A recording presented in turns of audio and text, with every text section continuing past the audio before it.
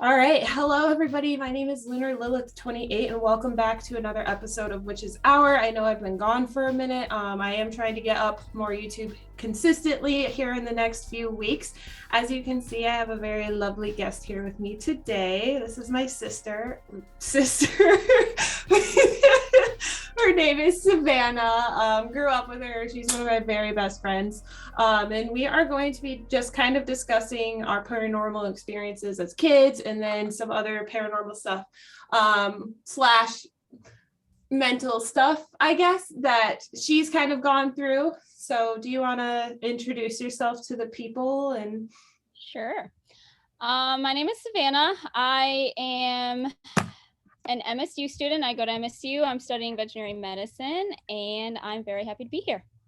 Yay, I'm glad. I'm happy you're here too. I feel like we haven't got to talk about this stuff in a minute, so I'm really excited. Very long time. Yes, it's been a long time. And specifically, one of the reasons I wanted to bring you on is because we have had, paranormal experiences together. And also you've had a couple individual ones that I remember, if I remember correctly. Yep. So I guess we can just talk about kind of the experiences you remember from when we were kids. I think one of like the earliest memories, because I'm the younger sister. I don't know if you've mentioned that before, but so a lot of the things that like Lily remembers, I don't remember quite as well because like I was a couple years younger. But one of the things that I do remember quite vividly is when we used to go to our Uncle Jerry's house in Battle Creek. Oh my God. He had the scariest house ever. The whole upstairs is pretty much haunted. Like you could hear people running around and you could see like if we like pulled out of the driveway, you could see like people in the windows when like nobody's up there. Really weird shit. Even like everybody knew this house was haunted. Everybody like just kind of came to accept it. It was just kind of a thing like, oh, Uncle Jerry has a haunted house. I remember them telling us that too. I heard the running upstairs and I didn't really click for me. And I was always like, oh yeah, they have like a dog, even though the dog's sitting like right next to me or is outside, but it's the dog. And Yeah. it never really clicked until I got a little bit older.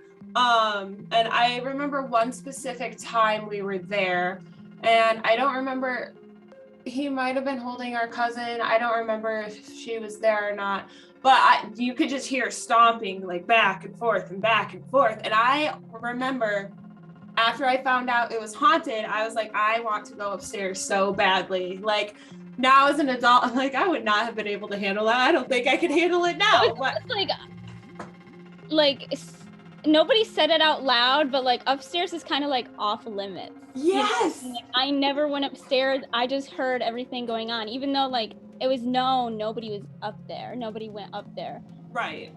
Really It was weird. Yeah, it was. It really was weird. And it was like an unspoken rule among the family too. Because now that you mention it, nobody ever told me I couldn't go up there. But I just felt like, even just from, I've always been a little bit, not a medium. I call myself a half-ass medium because I can tell when things are in the room with me, but I cannot give you any details whatsoever. Because I'm just not in touch with it, especially now. But as a kid, I was more in touch with it. So I always felt like even going near it, I felt like, oh, I'm not allowed up there. Like, even though nobody ever told me. It was like this energy almost that like I was supposed to be there. Like it was weird. It was a weird feeling. Oh yeah, for sure. And I, even downstairs, I remember like sitting in the living room one time because I think Uncle Jerry was watching either me or us or something like that. And these are a lot of my childhood I don't remember, except for the paranormal stuff. But I remember sitting there and all of a sudden I was like, I'm scared. And I don't know why. I guess I was sitting in the dark, so that probably didn't help. I was sitting in the dark watching TV. Nobody was in there with me. And I was just all of a sudden like, I wish to not be here anymore. I wish to leave. I don't like it. Yeah. Like it was a bizarre house. That house was, it feels like a fever dream, even though I never even went upstairs. Well, I wish we could go back there now and like, cause like I bet you that stuff doesn't just go away unless somebody's like cleansed the house since then. Right. But like, that stuff usually doesn't just go away.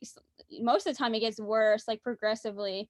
So I wonder, Right. like, if anybody lives there now, if it's been cleansed, like, if there's still shit going on there. I need to know. I need to figure it out I don't even because know, like, the address of that house. Like, I never, I was too young to, like, know the actual address. me either. I barely remember what the outside looks like. And for some reason, my brain's like, it was orange. I am 90% sure it was not orange. I think it was orange. I wanted to say it was blue. Maybe not, though. I don't know. Papa's house is blue, his apartment, but you know what that looks like because we've like, I don't know. I drive by that place all the time. I wonder if I was able to see auras maybe when I was a kid or something, and I could see the aura of the house and it was orange. Because I don't know why, but I remember orange. But I'm pretty sure it was not orange, like a bright ass Halloween orange. Pretty sure that wasn't it. I feel like I would remember that. Yeah, me too. Maybe yellow, like a pale yellow tan. But I agree though. Like, you were definitely more like in tune to that stuff. Like, I feel like, I don't know if it was just because I was too young, or maybe like I just wasn't in tune to like that very well, but like you definitely picked up more on things than I did.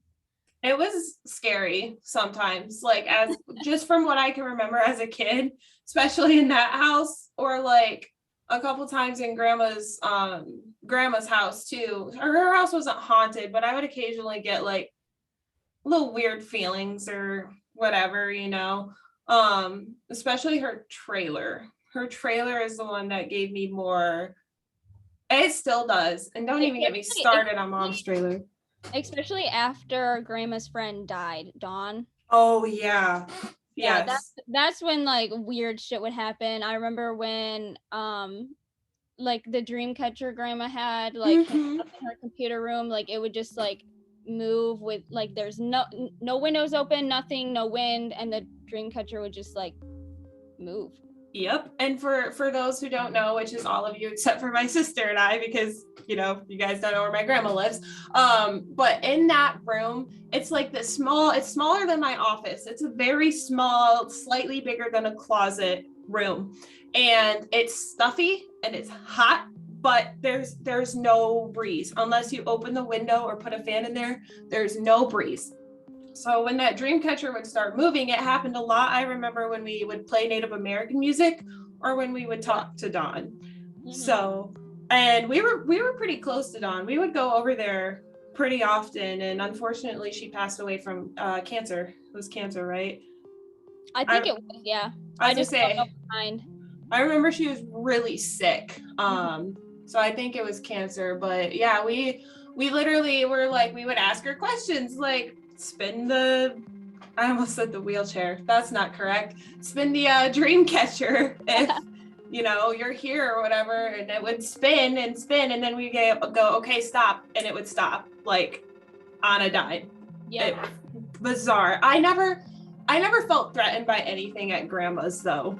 Like, I feel like if anything, like all the spirits surrounding grandma are very like guardian angel type, which makes me feel better. Because like I feel like grandma's more protected in that way. Yeah. Like Dawn especially, I feel like Dawn is gonna be with grandma until grandma goes. I agree. Which makes me feel much better.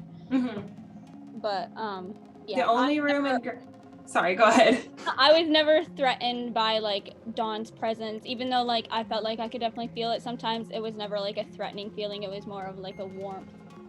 Yeah, same here.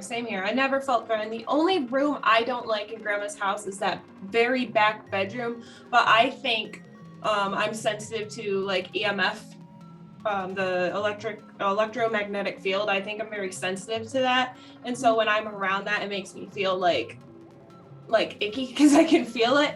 And also she has dolls everywhere in that room, and that is bound to make anybody freaked out. Also, that back room, actually, another weird thing, has black mold.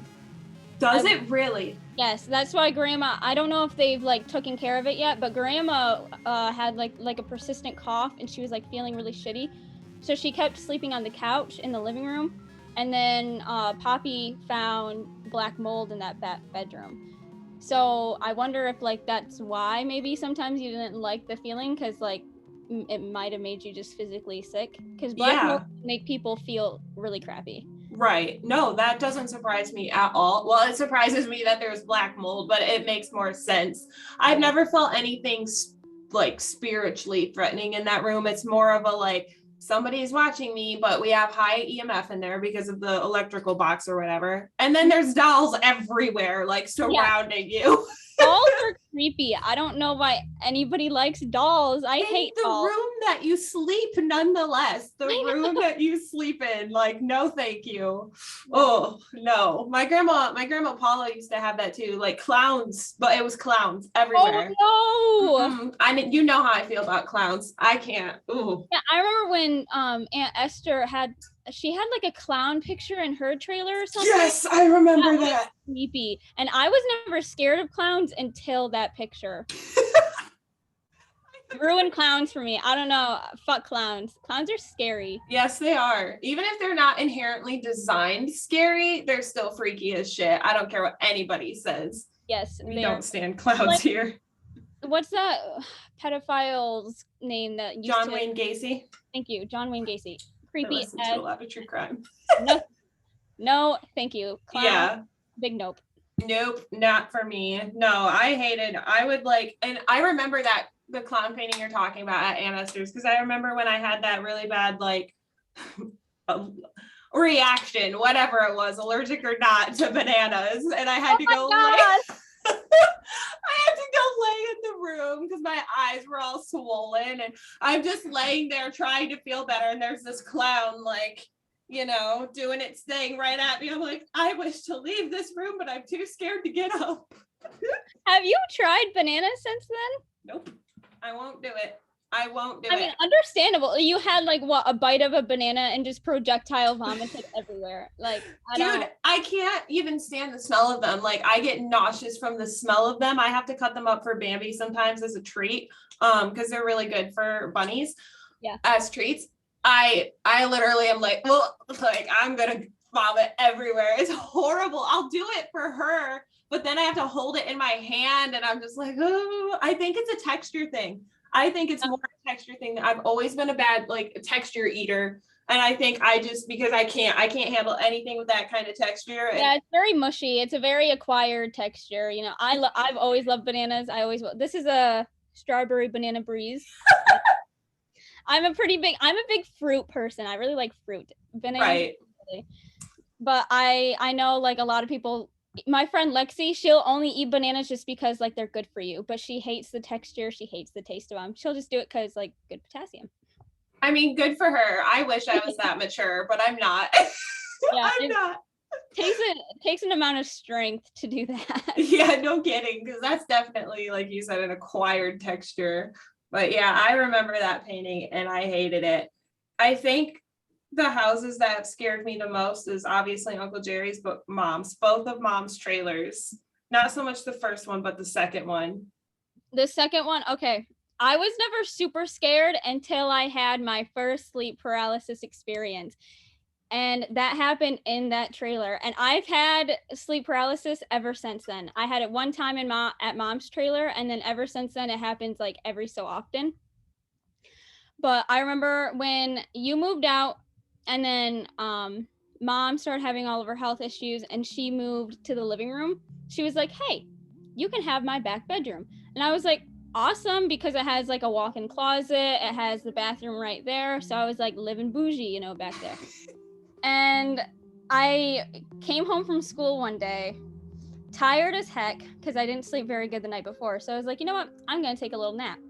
So I climb into bed, and I am facing the direction to the closet, and the closet door was open, and the closet light was off. So it was dark in there, and the door was open. And then the sleep paralysis hits. So I'm paralyzed, and I'm awake, but I can't, like, move. And I know I'm awake, but I also know that, like, I was sleeping before. So I was like, okay, what the fuck is this? Right.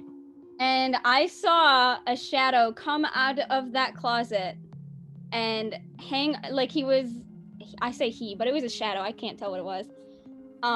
It was like standing over me, and then it sat at the end of the bed.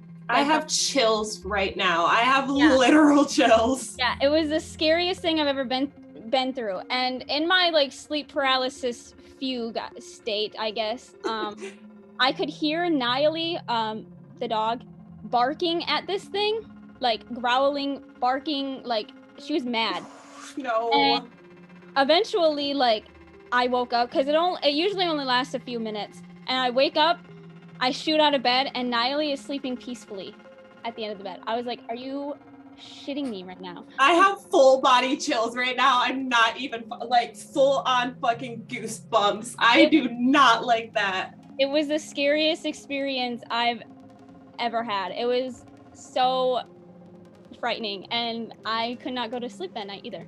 I don't blame you. My heart is literally fucking racing right now. Like I could just feel it. Like, and Yep. I actually, so I'm gonna actually be talking, just for your knowledge and everyone else's. I am going to be talking about shadow people next week, and sleep paralysis is one of the things that contributes to that. Now, just a little sneak peek into my research because I was gonna do it this week, but I was like, eh. So I decided to do this instead. Plus, it's kind of a good like precursor to have you talk about it because I knew you had experienced that. But one of paranormal experts and scientists are like, we don't really know if shadow people are entities or if they're figments of the imagination that is fueled by sleep paralysis or if it's demons. We don't know. Nobody really knows, but everybody agrees that they're scary as fuck, basically. So I definitely wanted to talk to you about that experience because I've never been through something like that. I've felt stuff, I've seen stuff, I've heard stuff, but I've never had to go through something like that. And I swear to God, I don't know if I could handle it. Like, I think I would actually just vomit when I woke up, especially the part with the dog. That's what trips me up because most people with sleep paralysis will be like, yeah, I saw the shadow person or whatever. But the fact you heard the dog going off and she wasn't, the whole environment and space and time was being like manipulated by whatever this thing was. Yep. And like, it's so weird because like that was one of like the first times I've ever had sleep paralysis. But now that like I'm kind of used to it, you never really get used to it. It's always scary as hell. I can tell when it's about to happen because my heart starts racing first. It feels like I'm about to have a panic attack. And then I'm like, oh crap, it's about to happen. And then my whole body goes like limp. And so this is something that happens to you pretty often. It wasn't just a one-off. It hasn't happened in probably like 6 months because I think I found the cure to it. Weed. Yeah. I don't recommend anybody use that for like sleeping problems, but I do. And I definitely think weed does help because I haven't had sleep paralysis in a long time, ever since like I became like a regular like smoker, I guess you could say. But yeah, before I started smoking weed, like it would happen like way too often, like a couple times a month maybe. Right. So like that's when I started smoking weed and it barely ever happened. I was like, you know what? Weed might be for me, at least for sleeping purposes, because sleep paralysis is scary. And like it's not always shadow people either. Like sometimes like I've seen like a face, like a very demonic, like, have you ever seen Insidious? Have you ever watched that? Yeah. Like a face like that. Like I've seen a face like that. Like very demonic, like very unwelcoming type of like energy. Oh yeah. That's when I was like, See, never. that doesn't even classify as a shadow person at that point, because shadow people are strictly, the definition of shadow people are there is no detail. It's literally just a shadow, you know? So like people who see shadow people, you can't make out any details. You can't, it's a humanoid, but it's not like human necessarily. So the fact you're seeing a face is really concerning, or that you were. Spiritual cleansing might need to happen, like let me sage you down or some shit, because it doesn't make sense, because like it's happened in like mom's house, it's happened at dad's house, and it happened at one of the apartments that I used to living at school. It happened there, and then it happened at my ex-boyfriend's house. My ex-boyfriend's house, I know for a fact somebody has died there.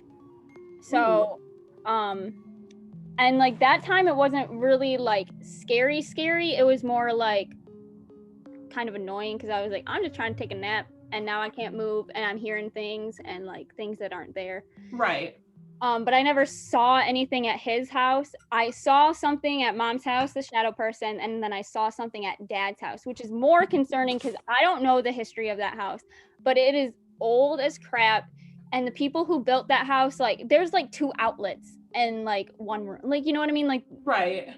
Whoever made that house wasn't like thinking very clearly. Like there's no outlet by the windows. So like you can't put an AC anywhere in that house, which is really awful. Right.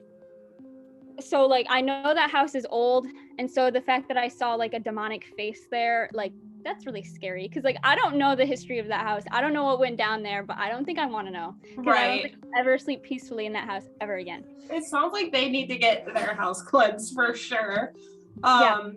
I think because you're seeing more, like if it was just shadow people, as if that's not scary enough, but if it was strictly shadow people and nothing else, I'd be like, okay, it's probably just going along with the sleep paralysis and nobody really knows if shadow people are like entities or kind of what they are.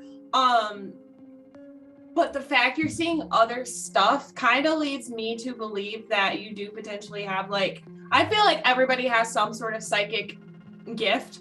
It just depends on the person and how like in tune you are with it and stuff like that. Like I've lost touch of mine. I don't even fucking know anymore.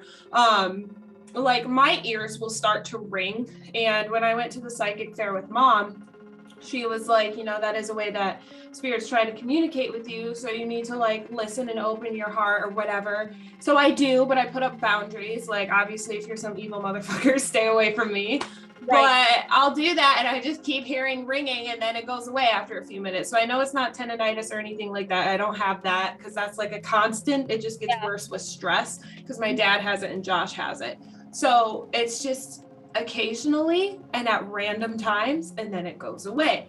But because things are like manifesting to you that aren't just shadow, like I'm wondering if maybe they're kind of taking advantage of the sleep paralysis because for those who don't know, sleep paralysis usually occurs between the time that you're like completely asleep and then when you're awake. It feels like you're fully awake, but you're in this weird like stage of semi-consciousness. It's really weird. Just based off the research I just did on it for next week's episode.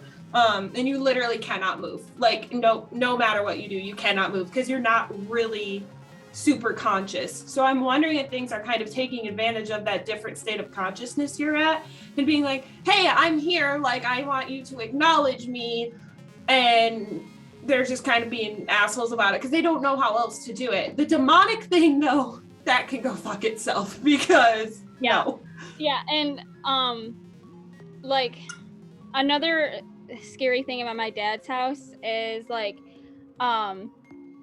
so my friend Lexi, she has like a crappy home life. So like at one point I was like, hey, move in with me. Like dad said it was okay. So she did. And then she like started mentioning to me like, hey, like when nobody's here, like I hear things.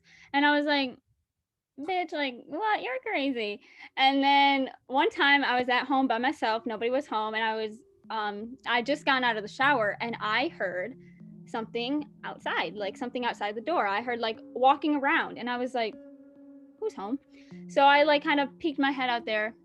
Nobody's out there. I was like, okay. So I shut the door, locked it, and I called dad and I was like, is somebody like supposed to come by the house? Because like people kind of just like walk into the house all the time, like aunts, uncles, like they just kind of invite themselves in. I was like, is anybody supposed to like come by, like drop something off, pick something up, like what's going on? And he was like, nobody should be there. I was like, someone's here and I'm not going out there to investigate because I'm naked in the bathroom by myself. I'm not doing this. And so he was like, okay, well, like hang tight, I'll be home soon. And he came home and he checked the whole house and nothing was there, of course. Absolutely not. Yeah, so I really do believe dad's house is haunted. I don't know by what, because like nothing ever like touches anybody, you know, there's never any kind of like physical contact, but there's definitely like weird noises and weird sounds. And now my grandparents have 2 new dogs and they bark all the time at nothing. And at first I was like, dang, these dogs are annoying. But like eventually it kind of got to the point where I was like, they're barking at nothing. Like something's not right. Something in this house is not right. Like the energy in this house is not up to par. Like there's Is it the same house that I've visited like recently? Yeah. I didn't want to like say anything because I don't like going into someone's house and be like, oh, this place's energy fucking sucks. So I don't know if you noticed, but when I was over there with you, I followed you around a lot because I did not like being alone. Like I think you left me alone once and I was like, oh, I don't like this. Like I felt very like surrounded almost. Like I don't know, it was weird. It was thick energy, which is not typically a good sign. Yes, it's very energetic and like in a bad way. It's so like, and you can feel it as soon as you walk in the house. And I was like, well, maybe it's just because like the ceilings are lower over here, like in the kitchen or whatever, and because it's kind of dark, like it's hard to get sunlight in there. But I don't know, that I like, even just thinking about that house, like my chest feels like a little tight, you know. That's why I followed you around. You're like, I'm going to the bathroom. Like, great, I'm gonna sit outside the door with you because I'm not doing this. Lexi was the same way for a long time. She was like, I don't like being in this room by myself. I don't like being in this house by myself. Like, it's scary. Right. Like, I'm sorry. Like, I don't know. Like, I don't know what it is. It was better when your grandparents and your dad were there, like when you went to take a shower or whatever, and I knew they were in the living room and I just kept the door open and it was like, okay, I'm okay with this. I can still see them. Like, I know that they're here, so I'm not here all by myself. But when we were there alone for a little bit, I was like, I do not like this, but I'm not going to complain because I haven't seen my sister in a while. But yeah, I didn't realize that happened to you. I had only heard about the once off thing. So yeah, the only time like because it's like, because I'm in sleep paralysis, like I don't know like what's going on really, because everything is so manipulated around me. Like I don't know what's real and what's not. But one time at mom's house, like I felt somebody like physically pick me up. Oh God, no. Like, it felt like I was like hovering over my bed, and then it felt like somebody like spun me around. So I'm like going like this, and I was like, what the fuck? What is going on with me? Like, why do I feel like this? And I remember trying to like wake up, and I was like, why? Like, what is going on? And I couldn't see anything because it was like dark because it was nighttime. Right. And it was just so weird. But that's the only time I've ever like felt like something like actually like touch me. Right. That was weird. That was a weird one. And I haven't felt that one since, like somebody actually like touched me. Did that happen in the back room? That actually happened in the other room, the one on the other side. The front room? Yeah. Yep.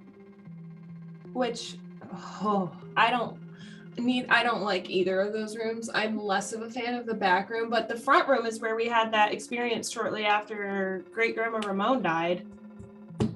You remember? You were really young, so I don't know if you remember. What?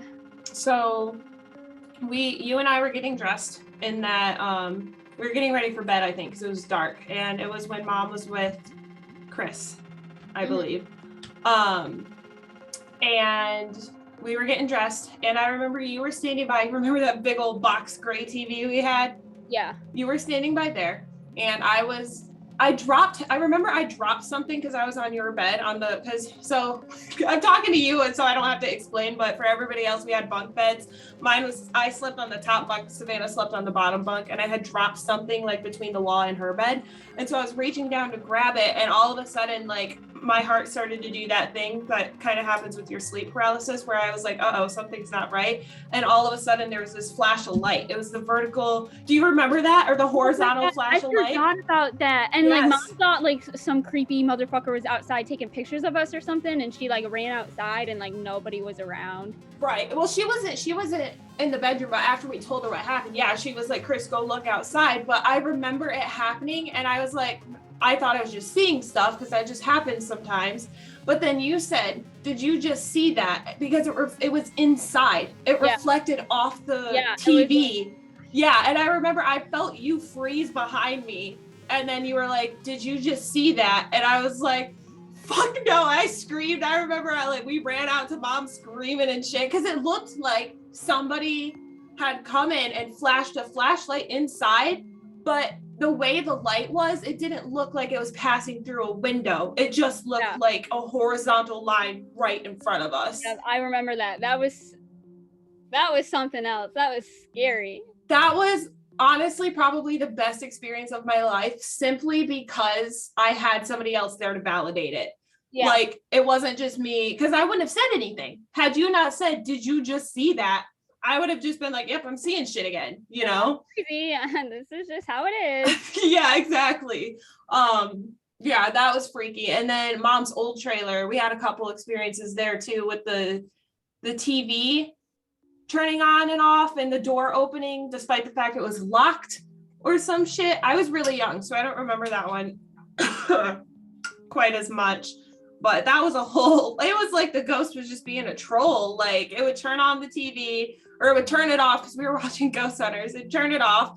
And then there was like a knock at the door or unlocked or something like that. I don't remember. And mom would go rushing out there and then the TV would turn on or off or whatever. And I don't really remember that one very well, but mom's like, oh, maybe one of us is sitting on the remote. And it was like, or she said Una was sitting on the remote, but it was on the coffee table and Una was laying down. And just what? The ghost was just like, run back and forth, bitch. Like, so funny because I feel like, I don't know, I feel like our family just has like a knack for it. And I almost wonder if it's because like our ancestry, and I'm gonna pull the Native American card.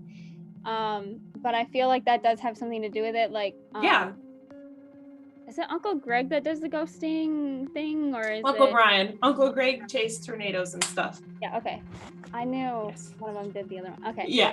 Uncle Brian, I remember him telling us about when, I think it was like Dave's dad who died, just like a family friend, and they went over to his place to like kind of like reach out, and Uncle Brian got a voice saying like, I can't remember what it said, but I think like Dave and his dad didn't have a good relationship or something like that, and like his dad said something mean about Dave. I can't remember what he said though.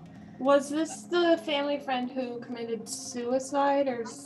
It might have been. I think so. I think we're thinking of the same thing. Yeah, because that case messed Uncle Brian up. Like, he will not talk about it, unless, like, he will occasionally, but I remember because I asked him about it when I was still really young, and he was like, I don't want to talk about that with you right now. And maybe it's just because it was so dark, like the suicide and everything, but I can watch him kind of shut down whenever that one comes up, because it really bugs him, and it probably doesn't help it was a family friend.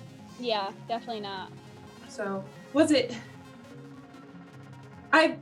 the name Gary is popping up. I know we just lost a cousin named Gary to COVID, but it wasn't him.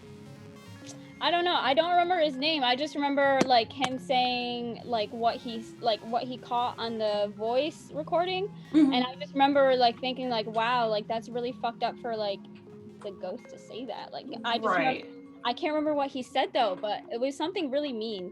Like it was something really mean. That's probably a big part of the reason why that spirit was still there. If it's feeling mean enough to say something like that, clearly he still has stuff he needs to figure out, you know, with that relationship and everything before he can move on to whatever dimensions next, or you know. Like what is next? Because like if there's ghosts and everything, like do we all just stay here? Because like that's awful. I don't want to stay here forever. I mean, look, I don't want to stay here forever, but I definitely want to get on Ghost Hunters as a ghost at least once. At least once. My time to shine, my 15 minutes of fame. Exactly. Yeah, that's mom's house. And then when I don't want to say names in this case, but when she was letting her friends live there, Yeah, and which their one? son. And their son. Oh yeah, okay, yeah. They brought something into that house. I think there was something already there, but Oh, for sure. Oh, for sure. Because the energy in that house definitely changed. And I never had sleep paralysis until after they moved in. yep. And I always kind of felt weird, and I think that was my dog. I'm like scared by everything now. I'm like, what the hell was that? But I think it's my dog snoring. I was always scared of the back bedroom, but I always kind of chalked it up to the EMF being so high in there because that's what I do because I doubt myself, and that's exactly why I'm not in tune with my gift because I'm like, oh, it's just this.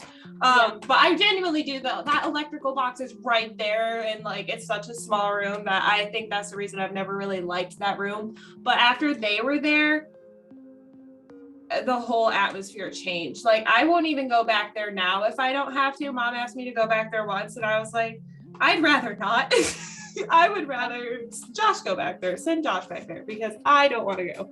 And do you know anything about like poltergeists? Because aren't poltergeists like an actual like figment of people's like real energy? Yes, I think I've talked about poltergeist before if I remember correctly. Poltergeist fascinates me because again it's kind of like shadow people, or people are like are they entities or are they, because typically poltergeist activity is brought up by like severe emotional like heightened emotions and things like that, and it typically happens with young females, especially those going through puberty. They will be the ones who manifest poltergeist activity most of the time.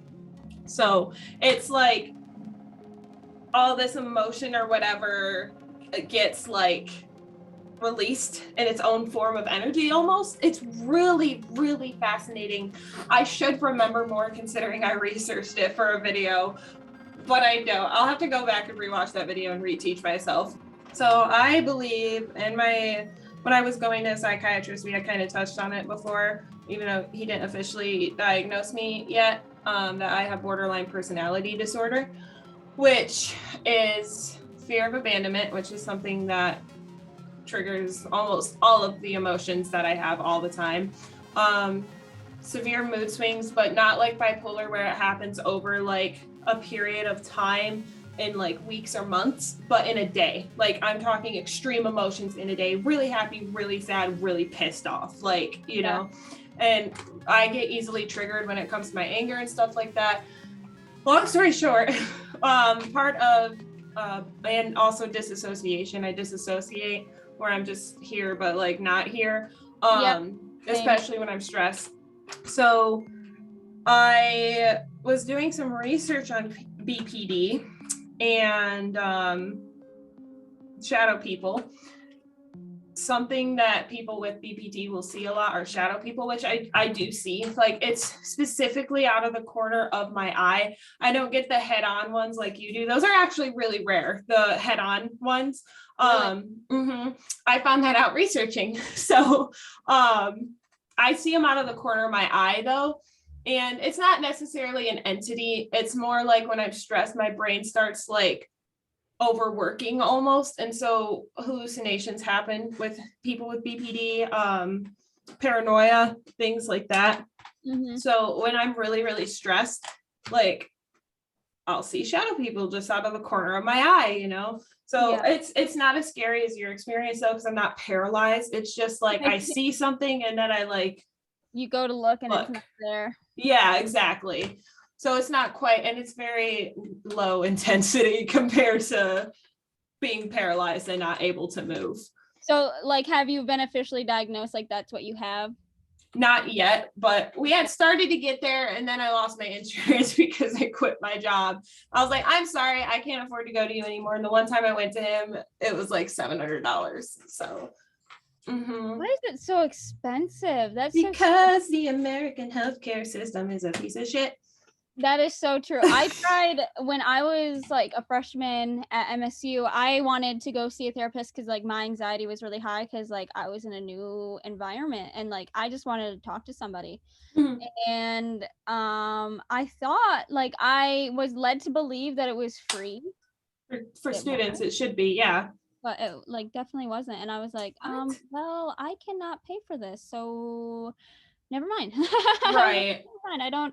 I can't pay for this, and I don't have rich parents, so Right. I cannot do this. I cannot do this. Felt that. Yeah, I went to the WMU psychiatrist, but she was like, oh, you have bipolar type 2 and anxiety, and that's it. And I was like, I'm telling you, it's not that. Like, I feel it in my gut. Something else is going on, because I should not be flying off the handle like I am. And I'm still struggling with it to this day. Like, I wonder if mom actually has borderline. that's what I wonder too. But as far as I know, she's diagnosed bipolar type 1 pretty severely, right? I think so, yeah. Mm-hmm. I don't know the difference between type 1 and type 2, to be honest. So type 1 typically is not typically, it is more intense. And also more time can pass between depressive episodes and manic episodes. Mm-hmm. Type 2, it's like, whereas type 1, you might go 2 months feeling depressed and then 2 months or 3 months in a manic state. Type 2, it's typically like, you're looking at weeks as a timeline. So a couple weeks depressed and a couple weeks manic, and it's typically like less severe. Not that you need less help or whatever, but it's less like intense, you know? So that's the difference essentially, which is what I was trying to tell that lady, because they get misdiagnosed so much, BPD and bipolar type 2, and because they're so similar. Like they're definitely so similar. Like, they're very similar, but they're so like, it's like a big difference. Yeah, exactly. The way you go about treating them is very different. Like BPD, it's basically, you can take mood stabilizers, but there's no cure or anything like that. It's a lot of therapy and maybe mood stabilizers if the therapy is not enough, you know? So yeah, she was very frustrating, because I was like, it's not happening. She was like, hey, so it happens within a couple weeks. I'm like, no, within a day. I'm having these mood swings within a day, and they're not just like little hormonal mood swings or whatever, you know. It's like flying off the handle. It's having a panic attack, like, you know. It's ridiculous. I did get diagnosed with basically every anxiety there is. He was like, so you have general panic disorder, general anxiety disorder, both severe, and severe social anxiety. And I was like, great. I could have told you that without spending $700. Yeah. And I've always had social anxiety, like, and that shit sucks. It's not fun. It's frustrating. So yeah, but I'm working on getting once I have my insurance card, because Josh signed me up for his insurance a couple weeks back. So once I get that, I'm going to go to my doctor and be like, here's everything wrong with me. Please just tell me where I need to go and I will go there. Like, yeah, because you can, you know, like, look at mom, like she pretty much like ruined her life because of like not taking care of her like mental disorder. Right. Because it can, you know, if you don't like take care of it, if you don't treat it as best you can, if you don't go to therapy, like you can ruin relationships, you can ruin jobs, you can ruin everything.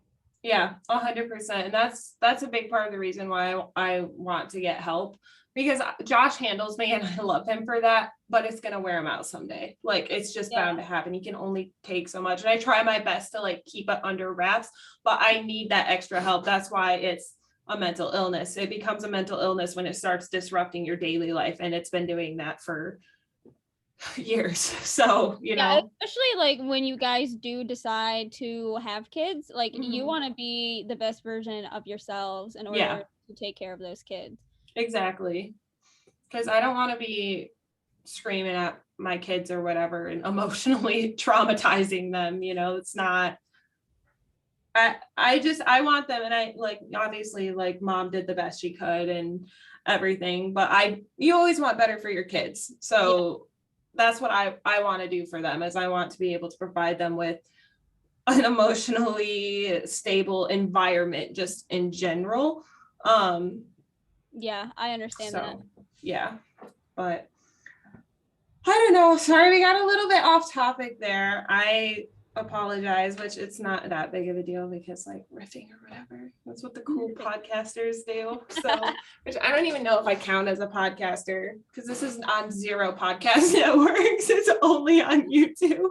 Well, because I need cover art, which I will be getting eventually, but I don't want to bug my friend about it. So I'll be getting that whenever, just whenever. I'm not in any rush. And then I got to figure out how to do all that. So, you know, it's just on YouTube, just chilling for now. I'll get to Is it your eventually. goal to get on Spotify eventually? Yeah, eventually, but I'm not in any rush, you know? Yeah. So, but, trying to think if there was anything else. We talked about sleep paralysis and everything. I had a mental checklist of all the things I wanted to talk about. I think that was about it. Unless you had anything else you wanted to add. Stay in school and don't do drugs, kids. That's it. Oh my God. I love it. Hit my vape for the 100th time.